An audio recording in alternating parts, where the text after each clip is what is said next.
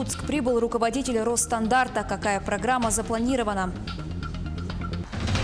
Основная часть грузов уже доставлена. До окончания навигации для судоходной компании «Алрос-Алена» остается чуть больше месяца. Афганский Чарли Чаплин помогает людям улыбаться в неспокойные времена.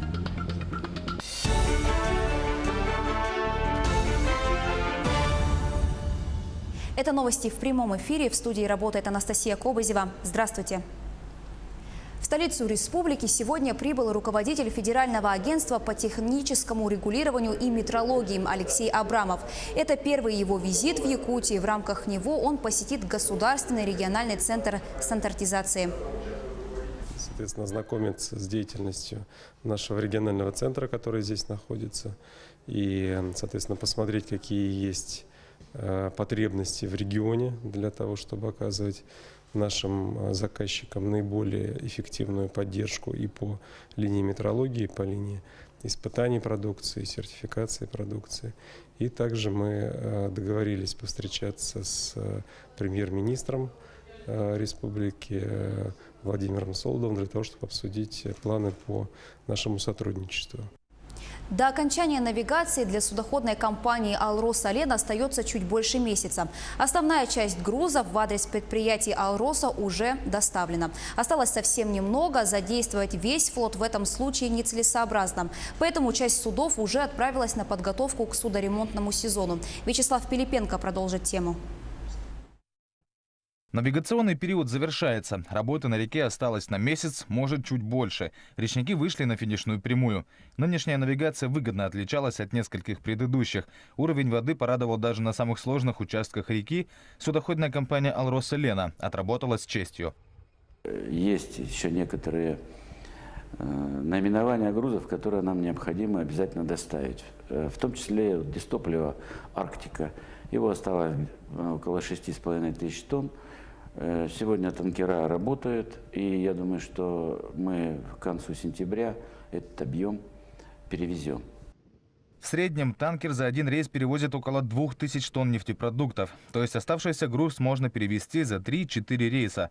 Для выполнения этой задачи все провозные мощности не требуются. Мы оставили минимум, вывели из эксплуатации теплоходы, у которых запланирован средний ремонт.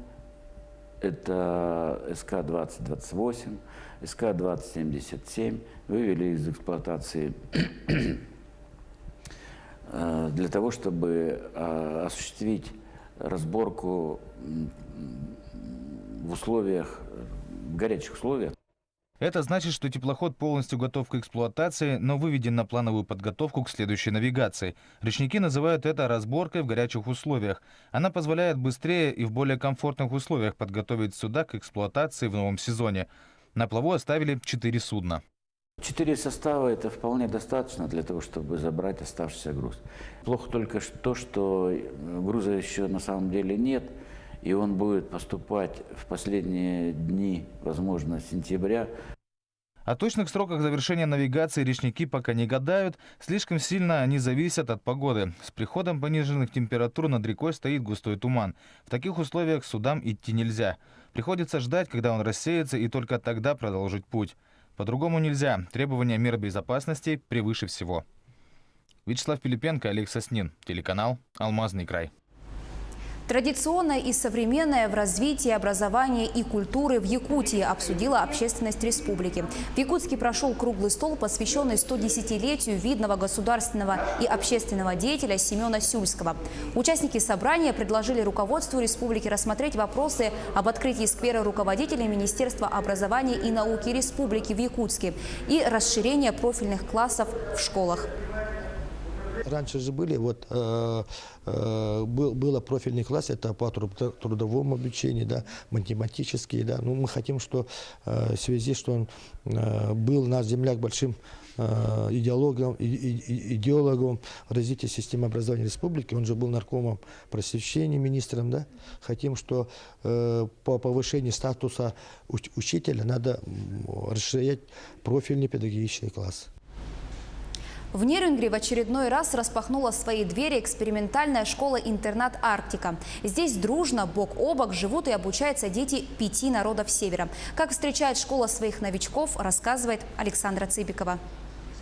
Школа «Арктика» – уникальный и редкий пример бережного отношения к традициям, актуальный для коренных народов Севера, Сибири и Дальнего Востока. В этом году ей исполняется 19 лет. Тем, кому посчастливилось попасть в Арктику, помимо общеобразовательных предметов, изучают историю, культуру и обычаи своих народов. Обучение осуществляется на 5 языках – русском, эвенкийском, эвенском, якутском, английском. А с этого года в школе начали работу специалисты чукотского и юкагирского языков, которые уже вошли в программу. Большой конкурс у нас. Мы набираем всего 125 детей. А в резерве у нас огромное количество. Все дети друг другу передают, рассказывают, рекламируют.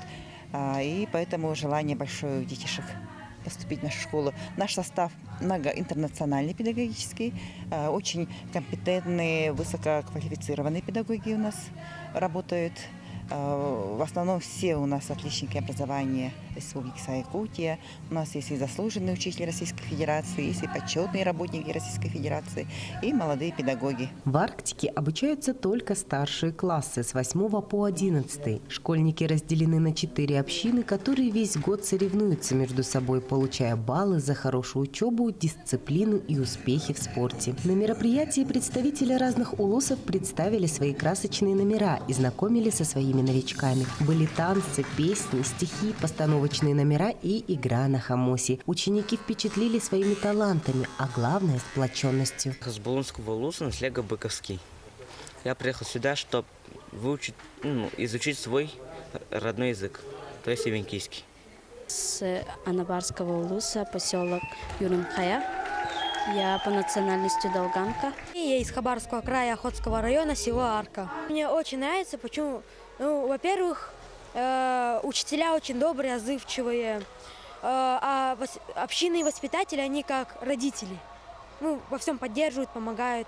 Сегодня мы исполняли чукотский танец, есть на переводе «Старший брат».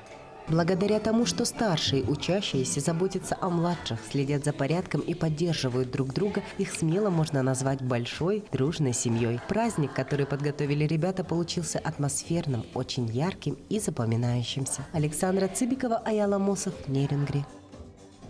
В Ленске по благословению архиепископа якутского и ленского Романа с 13 по 15 сентября проходит юбилейный 5-й по счету съезд православной молодежи. Тема нынешнего съезда – невозможно всегда быть героем, но всегда можно оставаться человеком. Торжественное открытие состоялось в Доме культуры «Юность». С приветственным словом к собравшимся обратилась Нина Евстафьева, заместитель главы района. Самое главное, наверное, что в течение православного съезда можно укрепиться в своей вере. А что такое вера? Вера – это внутренняя свобода и сила. И я желаю вам хорошей работы, замечательных проектов.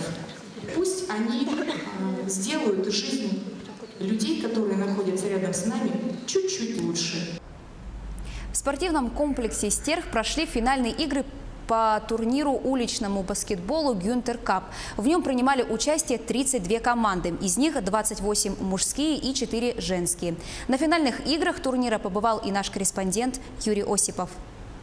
В спорткомплексе «Стерх» прошел настоящий баскетбольный праздник.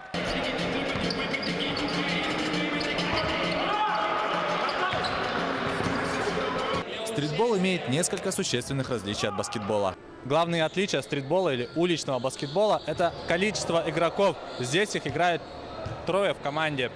Ну и играют они на половине поля, все в одно кольцо. Стритбол в Якутске набирает популярность. За этот сезон в столице республики прошло 4 соревнования. Межсезонье, да, это уже 4-й стритбол, который проходит в городе Якутске. И это мероприятие «Гюнтер Кап» – это самое массовое мероприятие. В нем участвуют 32 команды, 28 мужских и 4 команды женских. Да?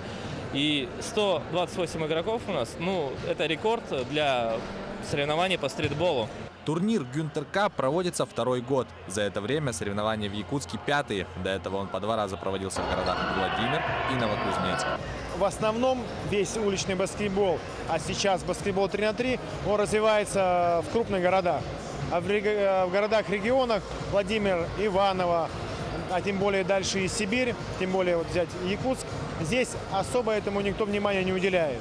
Но так как я сам играл за сборную по уличному баскетболу и призер, и чемпион России и мира, мне бы хотелось, чтобы люди занимались и в регионах уличным баскетболом. Победителем стала команда «Атлант». В финале они играли с «Легионом». В напряженной борьбе в дополнительное время ребятам все же удалось вырвать победу. Уже все лето играем вот эти соревнования по стритболу, готовились. И вот наши главные соперники, вот «Легион», на них хорошо настроились, потому что всегда второе место мы занимали после них. С «Легионом», с этой командой постоянно равная игра идет. И вот сегодня напряглись, показали все, что умеем. И в защите отыграли хорошо, и в нападении играли командой. Никто не перенимал одеяло на себя. Победители турнира встретились в суперфинале с командой «Гюнтер Тим». Это команда из игроков сборной Якутии по баскетболу на международных спортивных играх «Дети Азии» 2000 года во главе с Михаилом Гюнтером. Вопреки ожиданиям, сплоченной команде «Атлант» удалось одержать победу и над аксакалами баскетбола и доказать свое чемпионство. Юрий Осипов, Павел Пахомов, Якутск. Смешной человек посреди разрухи и невзгод столицы Афганистана. Уличный артист в костюме Чарли Чаплина старается подарить жителям Кабула хоть немного радости, рассказывает Алена Островская. Знакомьтесь, Карим Асир. Себя он называет афганским Чарли Чаплином. Карим приносит искусство немого кино на пыльные улицы Кабула. Он посвятил себя стремлению подарить людям улыбки посреди разрушенного войной города. Одна из моих целей – дать людям шанс забыть о проблемах, о войне, о конфликтах, небезопасности жизни в Афганистане, чтобы они могли просто немного повеселиться.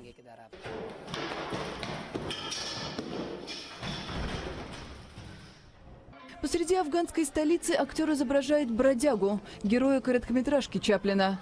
Перевоплощение полное – фирменная походка, макияж и шляпа-котелок. 25-летний мужчина говорит, что был свидетелем нападений смертников, видел взрывы и получал угрозы из-за своих выступлений. По его словам, боевики считают его искусство несоответствующим исламским традициям. Афганистан некогда славился своей культурой, музыкой и театром. Но под властью талибов многие искусства оказались под запретом. Я боюсь стать мишенью смертника, но такие вещи не могут остановить меня, заставить бросить работу и прекратить выступления. После того, как группировка «Талибан» захватила власть в Афганистане в 90-х, Карим с семьей бежали в Иран. Он рос на фильмах Чарли Чаплина, которые показывали по местному телевидению. Вернувшись в Кабул, Карим начал выступать на праздниках в сиротских приютах, которые устраивали благотворительные организации. Артист говорит, что сперва родители сомневались в его выборе профессии, но сейчас называют его главной гордостью семьи. К этому часу вся информация. Оставайтесь с нами.